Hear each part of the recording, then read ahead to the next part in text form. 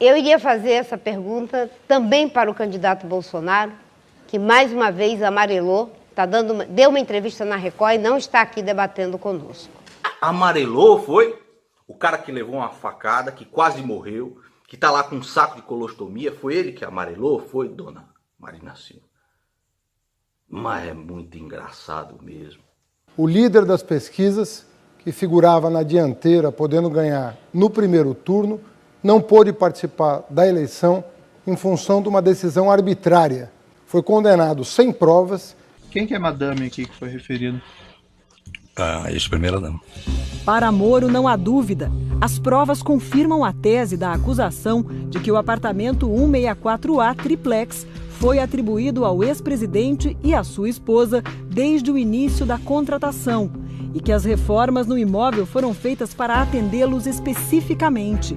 Verdade, nenhum de nós é capaz de governar uma nação de 208 milhões e 500 mil pessoas, com 1000 contradições, 1000 lindezas, 1000 maravilhas, 1000 defeitos, 1000 dificuldades. E esse é o grande drama do Brasil nesse momento. O choque entre duas personalidades exuberantes é o lulismo e o antilulismo que o Bolsonaro interpreta. Eu compreendo isso, eu sou humilde diante da realidade, por isso que eu estou determinado, tenho pedido a Deus que ilumine a minha palavra para que a gente possa oferecer ao povo brasileiro um outro caminho. Seu filho da puta! Pra casa! Eu pedi, seu trouxa, fascista! Viado, filho da puta! Rapaz. Sua frouxa! Covarde! Pra casa! Ao final do programa eu vou entregar a você a pergunta que você levará ao verdadeiro candidato do PT à presidência da República. Porque o senhor aqui é apenas o representante dele, ele é o seu padrinho. Eu quero dizer para o senhor que, em termos de gastos públicos, os nossos governos, pela primeira vez, colocaram o pobre no orçamento. Todos os programas sociais conhecidos no Brasil, Minha Casa Minha Vida, Luz para Todos, ProUni, universidades públicas federais, institutos federais, transposição do São Francisco, o que o senhor imaginar foi feito nos governos nossos, né?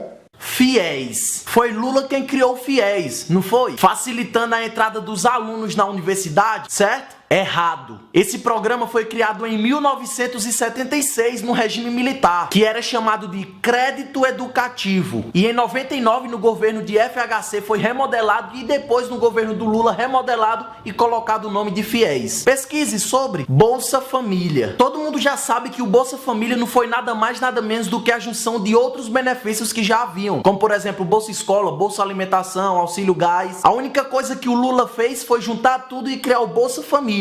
Certo? Errado. A unificação desses benefícios já havia começado e já era lei em junho de 2001, ou seja, antes da eleição do Lula. Use a internet a seu favor, pesquise. Inclusive, Lula chegou a dizer que essas bolsas e as cestas básicas não era nada mais nada menos do que compras de voto. Tem vídeo de Lula falando isso. Olha, lamentavelmente, no Brasil, o voto não é ideológico. Lamentavelmente, as pessoas não votam partidariamente. E, lamentavelmente, você tem uma parte da sociedade que, pelo alto grau de empobrecimento, ela é conduzida a pensar pelo estômago e não pela cabeça. É por isso que se distribui tanta cesta básica. É por isso que se distribui tanto ticket de leite. Porque isso, na verdade, é uma peça de troca em época de eleição. E assim, você despolitiza o processo eleitoral, você trata o povo mais pobre da mesma forma que Cabral tratou os índios quando chegou no Brasil, né, tentando distribuir bijuterias, espelho para ganhar os índios, ele distribui alimento. Você tem como lógica manter a política de dominação que é secular no Brasil. E hoje Lula usa o seu Bolsa Família como a maior sustentação de votos do PT. Luz para todos. Lula levou luz para todos, aumentou a eletrificação e levou luz ao povo da zona rural. Certo? Errado. Luz para todos foi só a mudança de um nome de um programa que já existia no governo anterior, chamado Luz no Campo. Inclusive no IBGE consta que em 96 a luz chegava para 80% dos domicílios brasileiros. E em 2002 esse número subiu para 91%. No governo anterior anterior, a eletrificação avançou 12,64%, enquanto com Lula avançou 5,94%. E não sou eu que estou falando, isso é fato, isso é número, isso é IBGE. Pesquise, o governo Lula criou 16 universidades, certo? Errado. Na verdade, o governo Lula criou 4 universidades e trocou o nome de outras 2, como por exemplo a Escola de Farmácia e Odontologia de Alfenas, que mudou para a Universidade Federal de Alfenas. Pesquise, o governo Lula tirou 36 milhões de pessoas da miséria, certo? Errado. Primeiro que se houvesse 36 milhões de pessoas miseráveis, seria um miserável a cada 4 pessoas. Esse número é extremamente absurdo, sem lógica. Mas falando dos fatos, o número de miseráveis já vinha caindo desde o ano de 2001, antes da eleição do Lula. E mesmo assim, em 2002, não haviam 36 milhões de miseráveis. Haviam 14,9 milhões. E em 2012, esse número diminuiu para 6,5 milhões. Isso que eu tô falando são números do IPEA, Instituto de Pesquisa Econômica Aplicada, um órgão ligado ao próprio Palácio do Planalto. Pesquise aí. O próprio Lula já afirmou que nas suas campanhas ele inventava números para parecer algo mais sério, mais dramático. E tem vídeo gravado dele falando isso. Pesquise e veja. Eu cansei de viajar o mundo falando mal do Brasil, gente. Era bonito a gente viajar o mundo e falar, no Brasil tem 30 milhões de crianças de rua, no Brasil tem 30 milhões... A gente nem sabia, tem não sei quantos milhões de abortos, era tudo clandestino, mas a gente ia citando números, sabe? Se o cara perguntasse a fonte, a gente não tinha, mas a gente ia citando números. Eu não esqueço nunca, eu estava debatendo, o Roberto Marinho e o Jaime Lerner em Paris. Mas eu estava dizendo, porque no Brasil tem 25 milhões de crianças de rua. Eu era aplaudido calorosamente pelos franceses. Quando eu terminei de falar, o Jaime Lerner falou assim para mim, ô Lula, não pode ter 25 milhões de crianças de rua, Lula.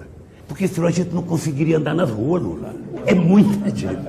Ah, mas o Lula fez com que o pobre comprasse casa, comprasse carro, certo? Errado. Não teve dedo do Lula no meio disso. A única coisa que ele fez foi estimular o crédito, fazendo com que o povo comprasse, financiasse, se endividasse. E hoje a maioria ficou endividado. Estamos numa crise econômica, 15 milhões de desempregados e a hora de pagar a conta chegou. É só você parar e olhar a situação do Brasil hoje. Pesquise mais sobre isso. Ah, mas uma coisa é certa, ele luta pelas minorias, certo? Errado. A única coisa que o Lula faz é usar as minorias como massa de manobras para as campanhas políticas. E mais do que ninguém, ele já mostrou ser altamente preconceituoso. O próprio Lula já foi infeliz em dizer que Pelotas é a maior exportadora de viados, com um tom que se fosse qualquer outra pessoa seria taxado de homofóbico. Quem é que vê isso, dona? Pelotas é a cidade polo, né? Claro. Exportadora de viado. 320 mil habitantes.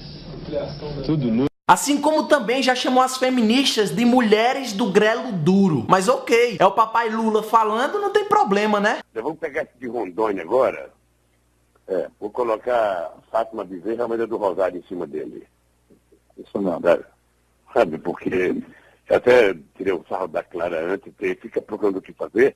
Faz um movimento das mulheres contra o filho da puta, que ele batia a mulher, levava a mulher no culto religioso, deixava ela sem comer, sabe? Dava chibatada nela, sabe?